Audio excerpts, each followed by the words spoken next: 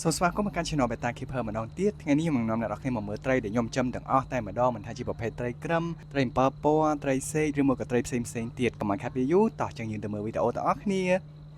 ជាដំបូងគឺចង់នាំអ្នកនរគ្នាមកមើលត្រីនៅក្នុងទូកញ្ចក់របស់ខ្ញុំដែលទូកញ្ចក់ទាំងអស់របស់ខ្ញុំហ្នឹងគឺមានចំនួន5អ្នកនរគ្នាជាដំបូងគឺចង់នាំអ្នកនរគ្នាមកស្គាល់ត្រីអំពិលពណ៌របស់ខ្ញុំនៅក្នុងទូនេះដែលទូនេះគឺខ្ញុំចំប្រភេទត្រីអំពិលពណ៌ប្រភេទ angler ដែលគេហៅថាមានទាំង redless ហើយនិង yellowless ហ្នឹងគឺមានពណ៌លឿងហើយកតុយរបស់វានឹងប្រែកមកគឺវាមានចេញតែមួយស្ដួចមកប៉ុន្តែបើពួក redless គឺវាមានប្រែកលើខមដែលហៅថា double sword ណាអ្នកនរគ្នាហើយចំណុចពិសេសរបស់ពូជហ្នឹងដែលខ្ញុំស្រឡាញ់ខ្លាំងគឺនៅលើឡាយនៅលើខ្លួនរបស់វាអ្នកនរគ្នាបើសង្កេតមើលទៅគឺទាំងពណ៌លឿងហើយនិងពណ៌រាងទឹកក្រូចក្រហមហ្នឹងគឺវាមានឡាយលើខ្លួនស្អាតមែនទែនហើយសម្រាប់ត្រីនេះផងដែរគឺខ្ញុំអត់បានទិញទេអ្នកនរគ្នាគឺមានបងប្រុសម្នាក់ដែលគាត់ស្រឡាញ់ប្រភេទ angler ដូចគ្នាអញ្ចឹងទៅគាត់ reach out មកខ្ញុំហើយគាត់ក៏បានឲ្យត្រីនឹងចំនួន6គូអ្នកនរគ្នា6គូដែលធំហ្នឹងអ្នកនរគ្នាឲ្យឃើញអាតូចដែលជាកូនហ្នឹងគឺសិតតែកូនដែលវាកើតនៅក្នុងហ្នឹងដែលគាត់ឲ្យមក6គូហ្នឹងគឺរស់ទាំងអស់អ្នកនរគ្នាគឺសុខភាពល្អតែម្ដងឥឡូវនេះយើងចូលមកមើលទូកញ្ចក់មួយទៀតដែលមានត្រីអំពិលពណ៌ប្រភេទ angler ដូចគ្នាប៉ុន្តែគ្រាន់ថាវាពូជវាខុសគ្នាអ្នកនរគ្នាបើសង្កេតមើលទៅឃើញអាឈ្មោះគឺពណ៌ក្រហមហើយកតុយរបស់វាប្រែជា2អាធំ4ហ្នឹងអ្នកនរគ្នាឃើញតែវាហែលហ្នឹងគឺជាមេបាក្រៅពីហ្នឹងគឺកូនដែលកើតនៅក្នុងទូហ្នឹងតែម្ដងនៅពេលដែលខ្ញុំទិញមកនិយាយទៅគឺខ្ញុំឆ្លាញ់ប្រភេទ angler នឹងជាងត្រីអំពិលពណ៌ធម្មតាទេអ្នកនរគ្នាដោយសារតែពួកវាហ្នឹងគឺសុខភាពល្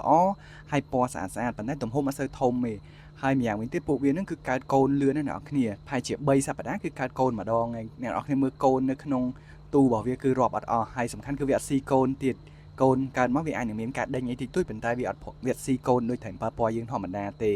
ឡូវយើងចូលមកដល់ទូមួយទៀតអ្នកនរគ្នានៅក្នុងទូនេះគឺមានត្រីសេក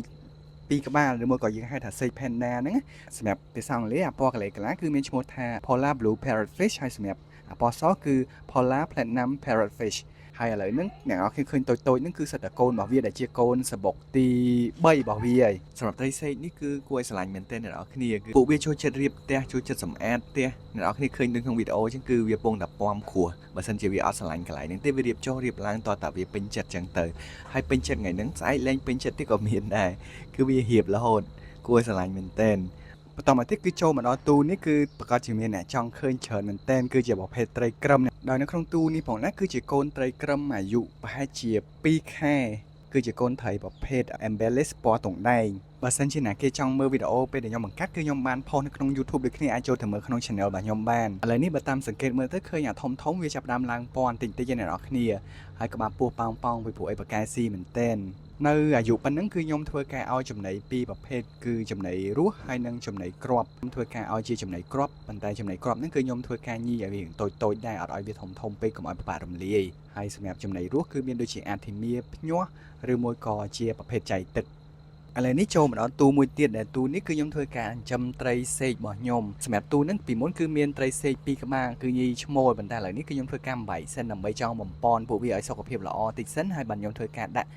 ់មញីមកវិញដោយសារតែទើបតែលាងទូថ្មីអញ្ចឹងឥឡូវហ្នឹងខ្ញុំត្រូវការដាក់ថ្នាំផងដែរហើយថ្នាំដែលខ្ញុំប្រើប្រាស់ហ្នឹងគឺជាប្រភេទផ្សំច្រើនមុខមែនតើមិនថាជាប្រភេទស្លឹកឆាតឬមួយក៏ស៊ីសៀតឬមួយក៏ថ្នាំផ្សេងទៀតដែលជួយត្រីអត់ stress ធ្វើឲ្យទឹកស្អាតធ្វើឲ្យពណ៌ត្រីហ្នឹងដិតសិនជាអ្នកគេត្រូវការគឺអាចចូលទៅកាន់ page BT Erica បានអ្នកនរគ្នាសម្រាប់ត្រីដែលនៅក្នុងកែវនេះគឺជាប្រភេទត្រីក្រឹមអ្នកនរគ្នាអ្វីដែលពិសេសគឺពីរក្បាលនេះគឺជាត្រីក្រឹមគេហៅថា Beta Stictos ឬមួយក៏ត្រីក្រឹមបំបុកដែលជាត្រីក្រឹមដែលមានតែនៅស្រុកខ្មែរអ្នកនរគ្នានៅប្រទេសជិតខាងឬមួយក៏តំបន់ក្នុងអាស៊ីយើងអត់មានទេគឺប្រភពដើមរបស់វាគឺមកពីខេត្តស្ទឹងត្រែងរបស់យើងតែម្ដងហើយសម្រាប់ត្រីក្រឹមនៅក្នុងកែវទាំង3នេះគឺជាត្រីក្រឹមប្រភេទគេហៅថាត្រីក្រឹមគួយដែលជាត្រីក្រឹមដែលមានទាំងនៅស្រុកខ្មែរហើយនិងប្រទេសដែលនៅជិតខាងរបស់យើងផងដែរហើយសម្រាប់ត្រីក្រឹម5-6ក្បាលដែលនៅក្នុងកែវនេះគឺជាប្រភេទមហាឆៃអ្នកនរគ្នាដែលមានញីមានឈ្មោលដែលជាសបុកដែលខ្ញុំបានបង្កាត់ដោយខ្លួនឯងដោយសារតែទឹកនឹងដូរទឹកដែលចឹងទៅវារៀងផ្អើលទីអ្នកនរគ្នាហើយខ្ញុំធ្វើការដាក់ថ្នាំដែលខ្ញុំបង្ហាញអ្នកនរគ្នាមុននឹងដូចគ្នាសម្រាប់អ្នកគេដែលចូលចិញ្ចឹមត្រីក្រឹមគឺកុំភ្លេចប្រើប្រាស់ថ្នាំមកមុខនឹងផងអ្នកនរគ្នាល្អមែនទែនបន្តមកទៀតនៅក្នុងធុងនេះគឺជាត្រីប្រភេទ7ពណ៌ដែរអ្នកនរគ្នាប៉ុន្តែជាប្រភេទalbino full white អ្នកនរគ្នាគឺខ្ញុំបានធ្វើការទិញមេបាមួយគូដែលអ្នកនរគ្នាមើលឃើញអាhìnhធំមួយគូនេះគឺជាមេបារបស់វាហើយសម្រាប់សនេះគឺជាកូនរបស់ពូវាទាំងអស់តែម្ដងសម្រាប់ត្រីដែលនៅក្នុងពាងនេះគឺជា7ពណ៌ដូចគ្នាប៉ុន្តែគឺជាពូជផ្សេងមួយទៀតដែលជាពូជ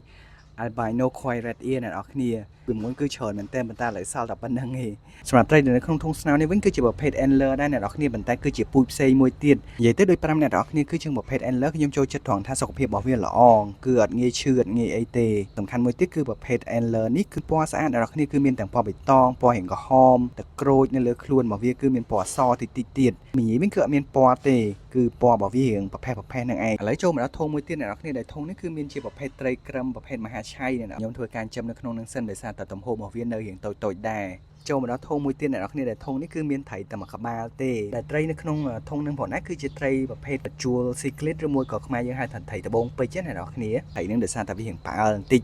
អញ្ចឹងទៅ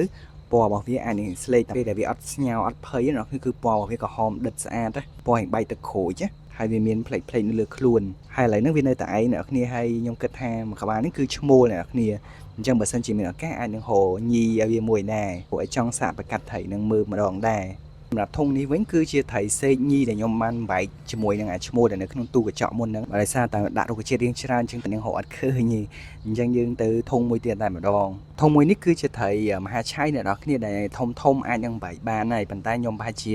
ប្រហែលថ្ងៃទៀតបាទខ្ញុំធ្វើការបំបីហើយខ្ញុំធ្វើការថតវីដេអូអ្នកនរគ្នាមើលដែរនៅក្នុងហ្នឹងគឺចំនួនអត់ច្រើនអ្នកនរគ្នាប៉ុន្តែមានញីមានឈ្មោលវាទំហំវាអាចធ្វើបន្តិចហើយប្រហែលជាខ្ញុំធ្វើការបំបីទាំងអស់តែម្ដងពីព្រោះអីចង់យកធុងហ្នឹងទៅដាក់ត្រីអីផ្សេងវិញតមកទៀតគឺខ្ញុំមានអាងមួយនេះដែរដែលអាងនេះគឺខ្ញុំធ្វើការដាក់កូនត្រីសេកដែលខ្ញុំធ្វើការបង្កាត់បានណាអាងនឹងពិបាកមើលបន្តិចដោយសារតែវារៀងតូចហើយវាចាំងពលឺណាអ្នកនរគ្នាអាចមើលឃើញថាវាកំពុងតែស៊ីចំណីអ្នកនរគ្នានៅក្នុងហ្នឹងគឺមានចំនួនច្រើនដែរអ្នកនរគ្នាប៉ុន្តែដឹងថាវានឹងអាចធំធាត់បានទាំងអស់ឬមួយក៏យ៉ាងណាបើសិនជាចង់ឃើញខ្ញុំនឹងធ្វើការអាប់ដេតបន្តទៀតអញ្ចឹងនេះគឺជាវីដេអូដែលខ្ញុំបង្ហាញត្រីទាំងអស់ដែលខ្ញុំមានឲ្យអ្នកនរគ្នាបានឃើញបើសិនជាអ្នកនរគ្នាចង់ឃើញលម្អិតតាក់ទងជាមួយត្រីណាមួយមិនថាជាត្រីក្រឹមត្រីអំពិលពណ៌ឬមួយក៏ប្រភេទត្រីសេកអ្នកនរគ្នាអាចចូលខមមិនខាងក្រោមបានហើយបើសិនជាពេញចិត្តវីដេអូនេះកុំភ្លេចចុច like ចុច share និង comment ម្នាក់មួយផងជួបគ្នាវីដេអូក្រោយៗទៀតអរគុណច្រើនបាយបាយ